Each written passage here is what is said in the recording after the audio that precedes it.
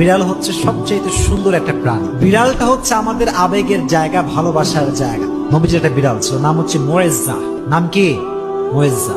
একটা হাদিসে এসেছে, অবাক করা হাদিস। দেখেন, নবীজি একবার ঘরে প্রবেশ করলেন, নবীজির জামা রাখা আছে।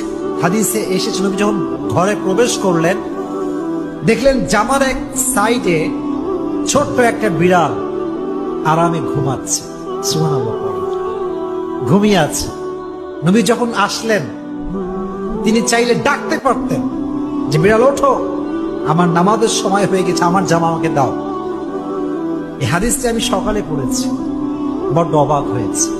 হাদিসে এসেছে নবী বিড়ালকে ডাকেন নাই, তার শরীরে স্পর্শ করেন নাই। নবীর জামার যে অংশে বিড়ালটা শুয়েছিল, নবী যে ওই অংশটুকু কেটে ফেলেছেন, তবুও বিড়ালকে ডিস্টার্ব করে নাই। সুবহানাল্লাহ। বিড়াল হচ্ছে সবচেয়ে সুন্দর একটা প্রাণী। বিড়াল